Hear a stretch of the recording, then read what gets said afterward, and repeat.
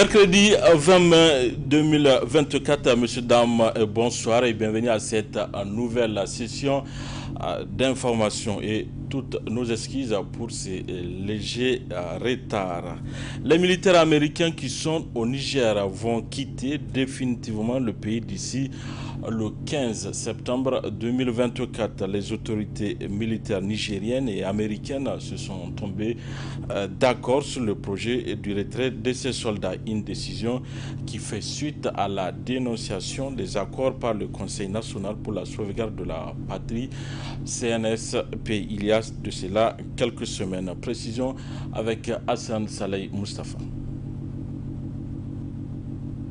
Au plus tard, le 15 septembre 2024, le dernier soldat américain quittera le sol nigérien.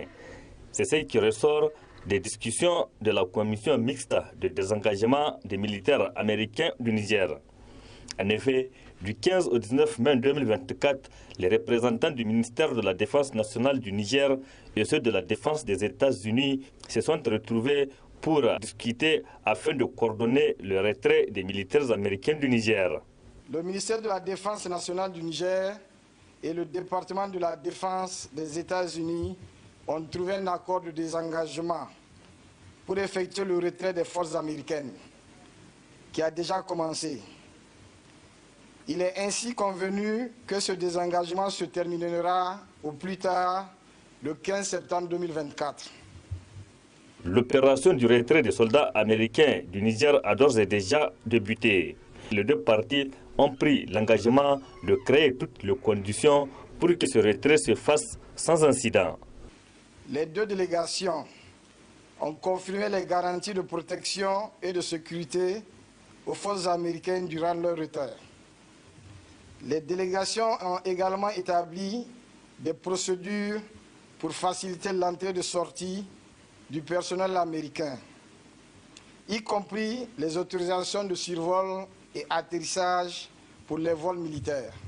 Le ministère de la Défense nationale du Niger et le département de la Défense des États-Unis rappellent les sacrifices communs des forces nigériennes et américaines dans le cadre de la lutte contre le terrorisme et se félicitent des efforts mutuels consentis dans la montée en puissance des forces armées nigériennes.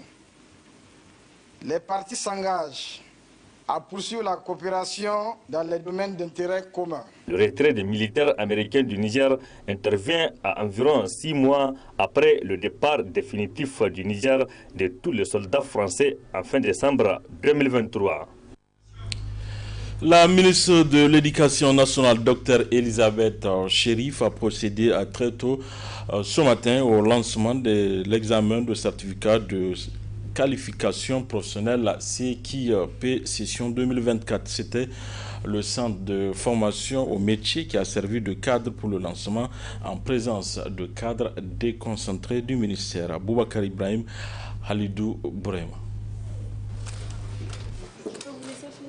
C'est par l'ouverture de l'enveloppe contenant les épreuves que la ministre de l'Éducation nationale, de l'enseignement professionnel, de l'alphabétisation et de la promotion des langues nationales marqua le lancement officiel des examens écrits et pratiques de certificat de qualification professionnelle session 2024. Ils sont au total sur le plan national 9 415 candidats, toutes spécialités confondues, repartis dans 232 centres.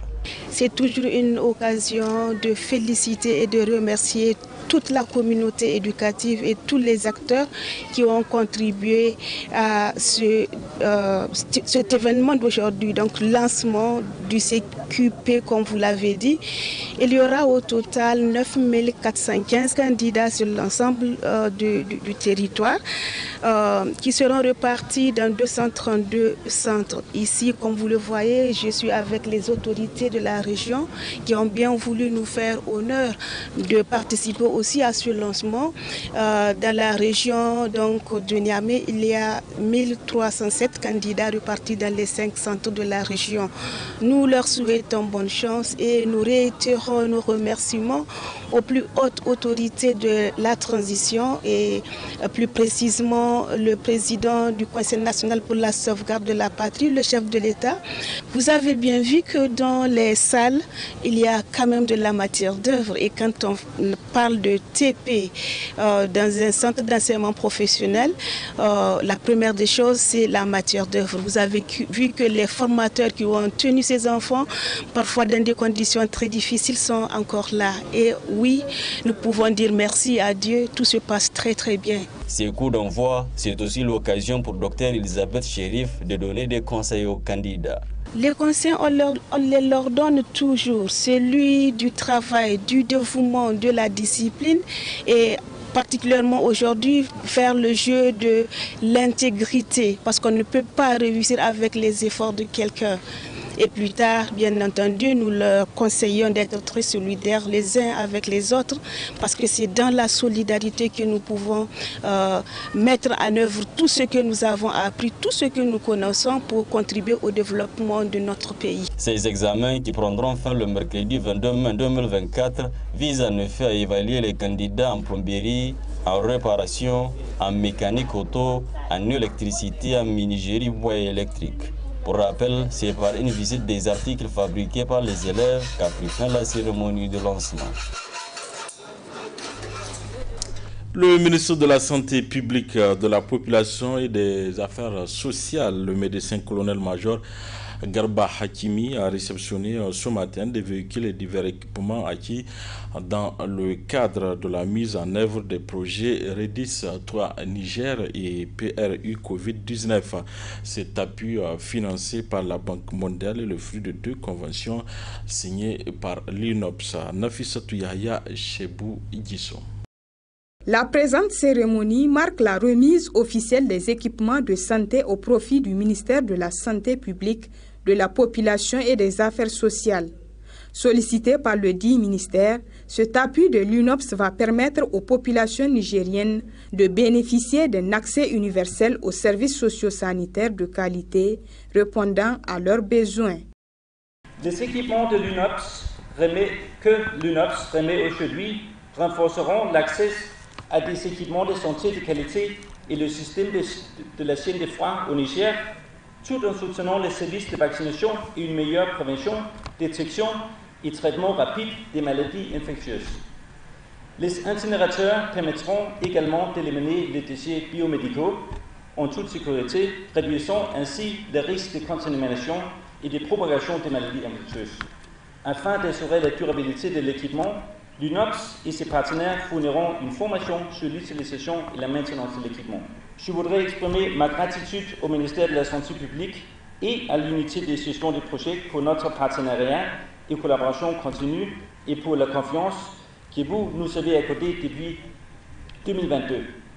Le ministère et l'UCP jouent un rôle crucial dans la promotion du système de santé résilient au Niger et je vous suis très reconnaissant pour votre engagement à assurer la collaboration avec les parties prenantes et à garantir que les systèmes de santé humaine et animale sont efficaces et efficients pour la surveillance des maladies et la réponse d'urgence aux crises de santé.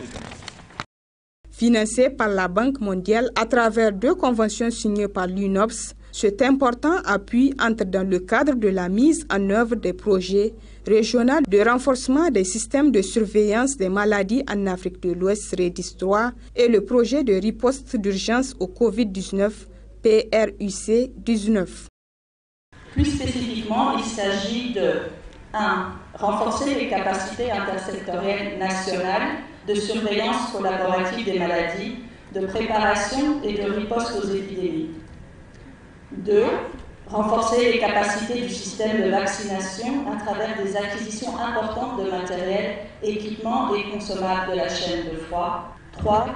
Renforcer les capacités des personnels de santé à tous les niveaux du système de santé. 4. Apporter des réponses immédiates et efficaces aux urgences de santé publique. Et 5. Renforcer la gouvernance, la synergie des interventions et la collaboration entre les parties prenantes. Prenant la parole à cette occasion, le ministre de la Santé publique a d'abord félicité la Banque mondiale pour ce geste avant de revenir sur sa composition. Permettez-moi, au nom des plus hautes autorités de notre pays, de féliciter la Banque mondiale pour cet important appui qui vient compléter une liste déjà longue de cette coopération fructueuse avec cette institution. L'analyse de la situation au Niger a montré un certain nombre de défis auxquels nous sommes confrontés, comme la faible capacité intersectorielle qui entrave la surveillance et riposte efficace des maladies ainsi qu'aux catastrophes. Le renforcement de l'accès aux informations, aux produits et aux services de santé avec une couverture sanitaire de 55%. Le Niger apprécie donc à sa juste valeur les efforts consentis par la Banque mondiale dans le cadre du renforcement du plateau technique des structures sanitaires. Ce premier lot de matériel roulant et divers équipements, objet de la présente cérémonie, est composé de 40 véhicules de transport de vaccins de marque Toyota Land Cruiser, des équipements de la chaîne de froid, dont 820 cold box, 440 vaccins carrières et 1260 data loggers, 4 projecteurs à gaz et leurs accessoires, des équipements de capture et d'immobilisation des animaux sauvages et d'une importante quantité de produits anesthésiques. Le clou de cette cérémonie a sans nul doute été la remise officielle des clés de véhicules au ministre de la Santé publique et enfin une visite des différents équipements a marqué la fin de la cérémonie. Il faut le rappeler, le président du Conseil national pour la sauvegarde de la patrie, chef de l'État, Abdraman Tchani, a reçu le 18 mai dernier les acteurs clés de la société civile nigérienne au palais de la présidence. Des échanges sur la vie de la nation ont émaillé cette rencontre. Avec les acteurs de la société civile, de voir leurs préoccupations, de voir la préoccupation du peuple qui est remontée à travers les acteurs de la société civile et aussi d'édifier aussi les acteurs de la société civile sur le travail qui est en train d'être fait. Les échanges ont été francs, la parole a été donnée aux acteurs de la société civile. Librement, les gens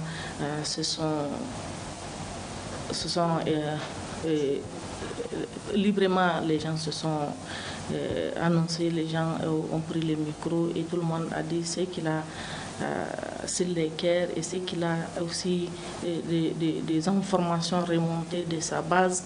Donc tout le monde a eu la parole vraiment sans contrainte. Et le chef de l'État a écouté tout le monde et aussi il a apporté des réponses à toutes les questions et des préoccupations posées par les acteurs de la société civile. Par exemple, par rapport à la sécurité. Et aussi, beaucoup de choses sont en train d'être faites, mais le contexte est difficile. Mais les autorités nigériennes, l'armée nigérienne aussi, les forces de défense nigériennes sont sur le pied d'œuvre, sont en train de travailler pour sécuriser notre pays. Vous savez que notre pays est un pays très vaste, un pays vraiment très difficile, donc avec beaucoup de frontières à sécuriser. Mais les forces de défense nigériennes sont aujourd'hui à pied d'œuvre, ils ont des matériels pour sécuriser notre pays. Et donc beaucoup de choses sont en train d'être faites. C'est vrai que c'est difficile, le contexte est difficile.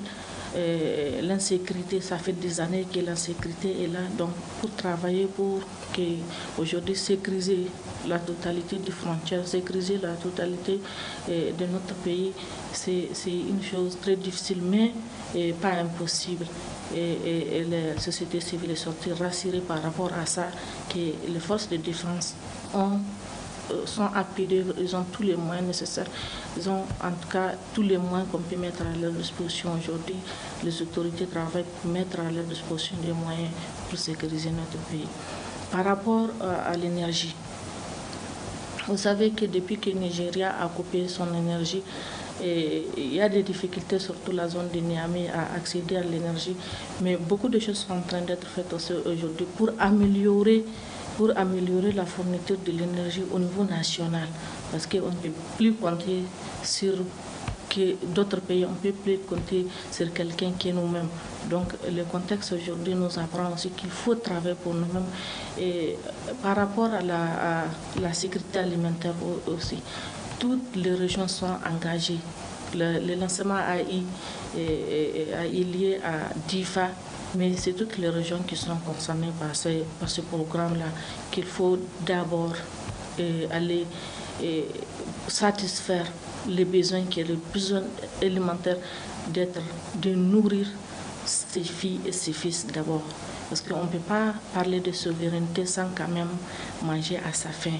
Et c'est pour cela que le CNSP, le président, son Excellence Abdrahmane Tiani est conscient qu'il faut travailler la terre, il faut remettre, comme on dit, les Nigériens à travailler la terre. Parce que nous avons des potentialités qui ne sont pas exploitées. Et ces potentialités-là qu'aujourd'hui le CNSP est en train de travailler pour exploiter d'abord ce que nous avons comme potentialité avant d'aller chercher ailleurs. Et troisièmement, aujourd'hui sur la santé. Sur la santé, il a expliqué que sa première sortie même a concerné l'hôpital de Niamey. Ce n'est pas un fait de hasard, c'est parce que la santé aussi occupe une place très importante dans la politique, dans le programme des CNSP, et qu'aujourd'hui beaucoup des hôpitaux sont en train d'être dotés par des matériels, donc aussi à ce qui concerne l'école. Parce qu'aujourd'hui, si vous voulez s'attaquer à un pays, il faut s'attaquer à son éducation, parce que c'est le futur qui est concerné. Et aussi dans ce sens, il y a beaucoup de choses qui sont en train d'être... Vous venez là de suivre Madame Naomi Binta Stallé, elle est membre du ROTAB. Voilà, monsieur, dame, c'est tout également pour ces 19h45 de la télévision Labari. Merci à vous de l'avoir suivi. Au revoir.